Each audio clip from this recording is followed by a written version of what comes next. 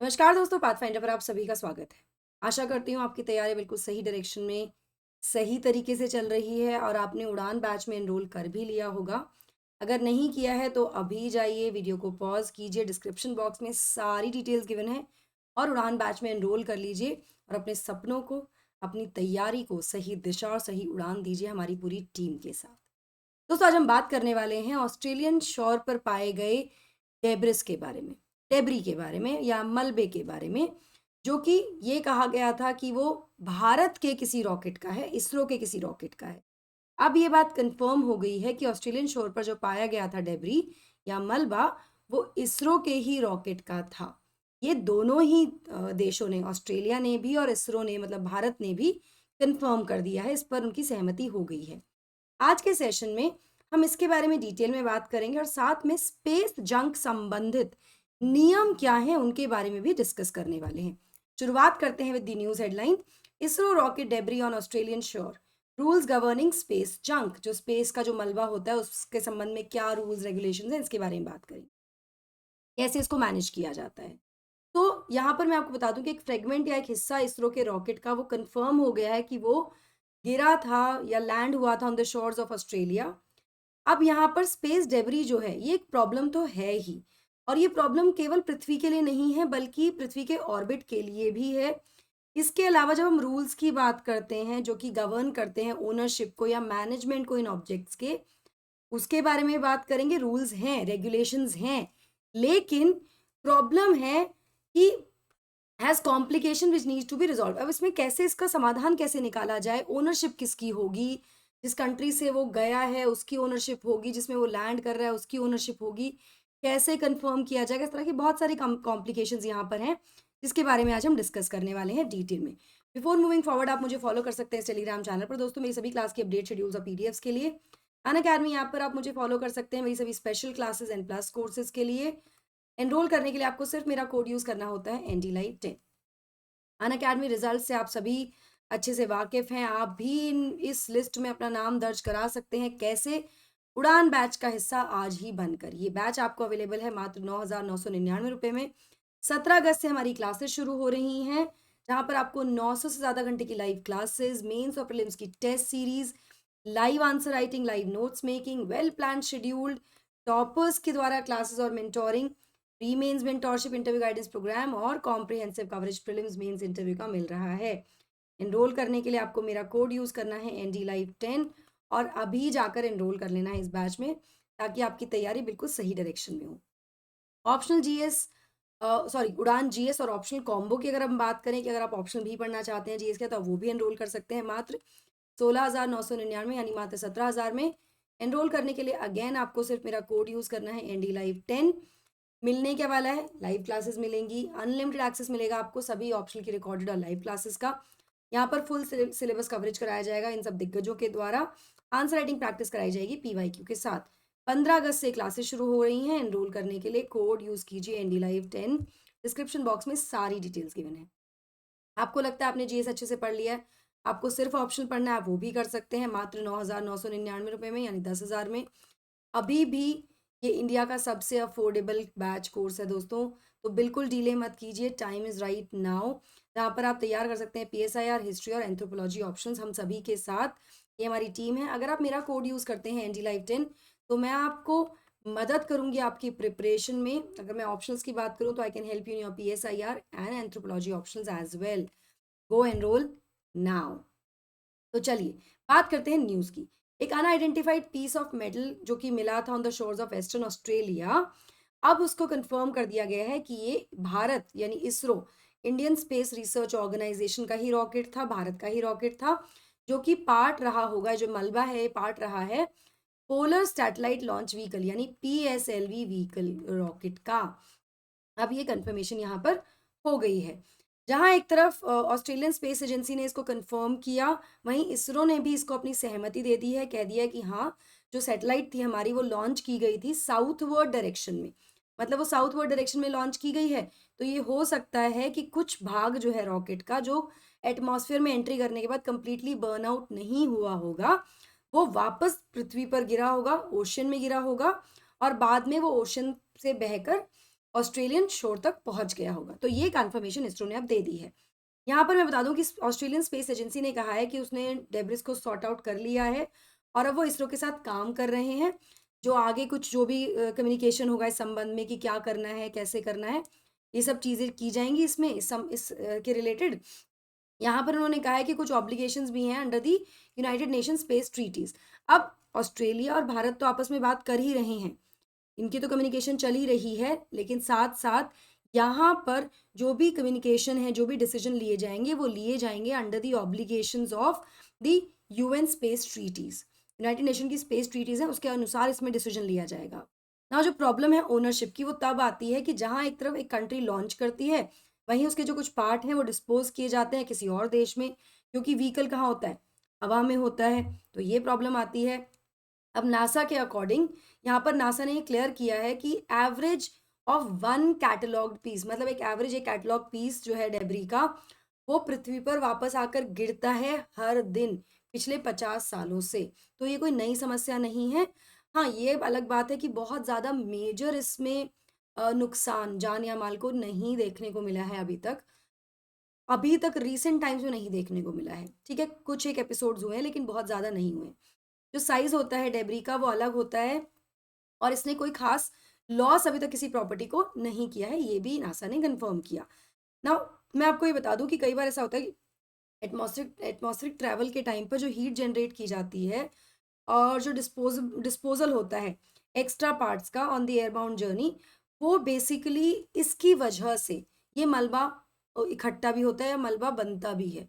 ठीक है, heat generate हो रही है एटमॉस्फेरिक ट्रैवल में। इसके अलावा जो एक्स्ट्रा पार्ट्स होते हैं रॉकेट्स के, आपने देखा भी होगा जब हमने चंद्रयान की लॉन्चिंग देखी तो हमने देखा है ना किस तरह से वो रॉकेट्स होते हैं वो ब्रेक होता है एंड कुछ रॉकेट जल जाते हैं, कुछ रॉकेट का हिस्सा हो सकता है कि नहीं, वो हीट रेजिस्ट कर गया और वो it falls on the ground, वो पृथ्वी पर आकर गिर जाता है अलग अलग जगहों पर। तो ये मेजरली ये जो हीट है और जो एक्स्ट्रा पार्ट्स का डिस्पोजल होता है उस एयरबाउंड जर्नी में, इसकी वजह से ये मलबा बनता भी है। ठीक है, जो स्पेस में भी रहता है और कई बार पृथ्वी पर आकर गिर जाता है। जहाँ एक तरफ स्पेस कोऑपरेशन, मतलब जो स्पेस कोऑपरेशन है एक ग्लोबल इनिशिएटिव है, वैश्विक स्तर पर इसका एक तरह से सब लोग साथ में आके कोऑपरेट करते हैं, सभी ग्लोबल इनिशिएटिव की तरह काम करते हैं, जहाँ पे एक इंटीमेट अंडरस्टैंडिंग है अलग अलग देशों के द्वारा। स्टिल यहाँ पर क्वेश्चन ऑफ ओनरशिप और रिस्पॉन्सिबिलिटी बहुत बार उठते रहते हैं कि भाई ओनरशिप किसकी होगी, रिस्पॉन्सिबिलिटी किसकी होगी, इसको लेके प्रश्न उठते ही हैं। ठीक है, अब ये एक इंटरनेशनल इशू है, तो अधिकतर जो रूल्स हैं जो गवर्न करते हैं इसके मैनेजमेंट को स्पेस डेब्रिस के, वो किसके एजेस में आते हैं, under the aegis of UN, United Nations, क्योंकि इंटरनेशनल मुद्दा है पूरा। यहाँ पर एक सबसे महत्वपूर्ण इनिशिएटिव इस रिगार्ड में है the guideline of the space debris mitigation guidelines. सबसे इंपॉर्टेंट इनिशिएटिव जो है वो यही है, जो कि किया गया है with respect to space debris, जो कि एंडोर्स किया जाता है यूएन जनरल असेंबली के द्वारा। इसको एंडोर्स किया गया था यूएनजीए के द्वारा इन 2007। ठीक है, 2007 से इसको लागू किया गया, एंडोर्स किया गया है और ये definite set of regulations form करता है जो कि डील करते हैं with the management of space debris.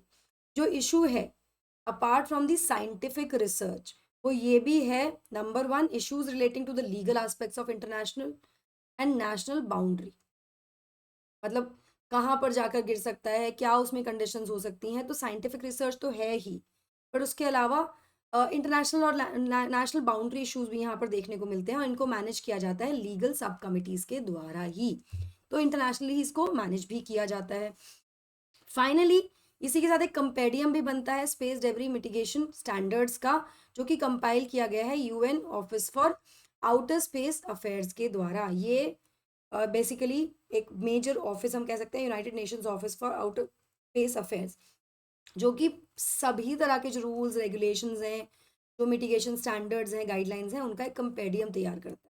ठीक है, कंप्लीट टेक्स्ट तैयार करता है, कैसे क्या करना है, ये सिचुएशन होगी तो क्या होगा, तो कैसे रेगुलेट करना है, कैसे इसको मैनेज करना है, एट्सेट्रा ना। एक ये तो अभी 2007 का रूल है, 2007 से हम कह सकते हैं कि इंडोर्स किया गया जो गाइडलाइंस एट्सेट्रा हैं।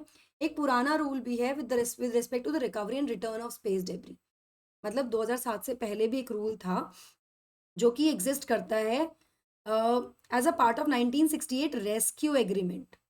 1968 का एक रेस्क्यू एग्रीमेंट है जो कि विच रिक्वायर्स बेसिकली, उससे होता है जो भी स्टेट पार्टीज हैं, जो भी देश हैं, जैसे अभी इस केस में भारत और ऑस्ट्रेलिया हैं, और ऑस्ट्रेलिया को जो भी उस फॉरेन स्पेस ऑब्जेक्ट उसके यहाँ डिस्कवर हुआ है उसकी टेरिटरी में, इस पर्टिकुलर केस में, हमारे वाले केस में, वो भारत को वापस करना होगा, है ना, to the owners, and that they notify the secretary general of any such discovered objects. और इसके साथ साथ जो सेक्रेटरी जनरल है उनको भी इसके बारे में इन्फॉर्म करना आवश्यक होता है। तो इन रूल्स के अकॉर्डिंग एक तो वो वापस करना है जो भी फॉरेन ऑब्जेक्ट उनकी टेरिटरी में आकर गिरा है ओनर कंट्री को, और उसके अलावा इन्फॉर्मेशन भी देनी है सेक्रेटरी जनरल को। नाउ अगर ओवरऑल बात करें ऑर्बिटल डेबरी की या स्पेस जंक की, तो मोर देन 27,000 पीसेज हैं ऑर्बिटल डेबरी के या स्पेस जंक के, जो कि ट्रैक किए जाते हैं by the department of defences global space surveillance network sensors. तो जो डेबरी आकर पृथ्वी पर गिर रहा है उसको लेकर तो है ही क्वेश्चंस और रेगुलेशंस और मैनेजमेंट इश्यूज, और उसको लेके मैनेज किया जाता है, बल्कि इसके अलावा जो स्पेस में डेबरी है, जो ऑर्बिटल डेबरी है, उसको लेकर भी बहुत ज़्यादा यहाँ पर चीज़ें सॉर्ट आउट करने की कोशिश की गई है, उसको भी रिजॉल्व करने की कोशिश की जाती है, क्योंकि वो भी एक समस्या बन सकता है। और वो समस्या कैसे बन सकता है भाई, देखिए इतनी सैटेलाइट्स लॉन्च होते हैं, इतने मिशंस लॉन्च होते हैं, इतने मिशन स्टार्ट किए जाते हैं अलग अलग देशों के द्वारा, उनके स्पेस क्राफ्ट, उनके रॉकेट्स जाते हैं। अब ये डेबरी इनको नुकसान पहुंचा सकता है, टकरा सकता है इनसे, तो it is one of the major concerns. और यहाँ पर अगर फिगर की बात करें तो 27,000 पीसेस अभी ऑर्बिटल डेबरी के हैं, मोर देन दैट, जो कि ट्रैक किए जा चुके हैं। यहाँ पर मैं आपको बताऊँ कि extreme number of satellites and space missions create किए करते हैं एक बहुत बड़ा mass being discarded in this space. अभी जो स्पेस मिशंस होते हैं या जो सैटेलाइट लॉन्चेस होते हैं, इसमें भी एक बहुत बड़ा चंक ऑफ दिस डेबरी या मलबा या स्पेस जंक जो है वो स्पेस में क्रिएट होता रहता है, जिससे ये बहुत बड़ी समस्या खड़ी हो चुकी है ना। जिस तरह से ये इंक्रीज हो रहा है, ये एक्सट्रीमली पोटेंशियल इसका बहुत ज़्यादा डेंजरस है। ये सभी तरह के स्पेस व्हीकल्स को, जैसा कि मैंने आपको बताया, चाहे वो इंटरनेशनल स्पेस स्टेशन हो या कोई भी ह्यूमन बाउंड स्पेस क्राफ्ट हो, क्योंकि जब ये ट्रैवल करता है तो इससे टकरा सकता है वो, और टकराएगा तो ना केवल वो स्पेसक्राफ्ट को नुकसान पहुंचाएगा, बल्कि अगर ह्यूमन बाउंड स्पेसक्राफ्ट है तो उसमें उनकी जान को भी खतरा है, तो ये काफ़ी डेंजरस है। ठीक है ना, जो स्पेस ट्रैवल है वो एक इंटरनेशनल कोऑपरेशन एफर्ट है। स्पेस ट्रैवल कभी अकेला एक देश नहीं कर पाता, वो इंटरनेशनल कोऑपरेशन के साथ किया जाता है मोस्ट ऑफ द टाइम। लेकिन उसके बावजूद भी जो प्रॉब्लम है of mitigating debris resulting from such endeavours an ever present problem, मतलब सबको साथ में मिलकर मिशंस भी कर रहे हैं, एक्सप्लोरेशन, स्पेस एक्सप्लोरेशंस भी हो रहे हैं, सब कुछ हो रहे हैं, लेकिन जब इनको मिटिगेटिंग की बात आती है तो अभी भी वो एक बहुत बड़ी समस्या है जिसका कोई रेजोल्यूशन, कोई समाधान नहीं हुआ है। दो देयर आर रूल्स, रेगुलेशंस भी हैं, लेकिन अभी भी इसको कोई फाइनल सोल्यूशन नहीं देखने को मिला है, कोई समाधान नहीं दिख रहा है। जो रूल्स एस्टैब्लिश किए गए हैं यूएन के द्वारा, उनको स्ट्रिक्टली फॉलो किया जाना आवश्यक है, unless it becomes an ethical question, मतलब उनको फॉलो किया जाना चाहिए जब तक ये एथिकल क्वेश्चन ना हो, लीगल प्रॉब्लम ना हो, that can have negative impacts on space exploration world wide. और ये कोई ऐसी समस्या ना बन जाए जिससे स्पेस एक्सप्लोरेशन जो है दुनिया भर में, उसको लेकर ही उस पर ये नेगेटिव इम्पैक्ट डाल दे। तो इसका कोई ना कोई समाधान निकालना आवश्यक है, और यूएन के रूल्स को फॉलो करना भी ज़रूरी है। तो यहाँ पर आपने देखा कि there are rules for the space junk जो भारत पृथ्वी पर आकर गिरता है, and then there are lot of कोशिश की जाती है यूएन के द्वारा और मिटिगेटिंग एजेंसीज के द्वारा कि जो स्पेस डेबरी है, जो ऑर्बिटल डेबरी है, उसको भी किसी तरह से कम किया जाए, उसको कैसे उसको सॉर्ट किया जाए, इन सब को लेकर भी चीज़ें होती हैं, लेकिन कितना वो फॉलो होता है, कितना सीरियसली उस पे काम किया जाता है, ये एक क्वेश्चन है।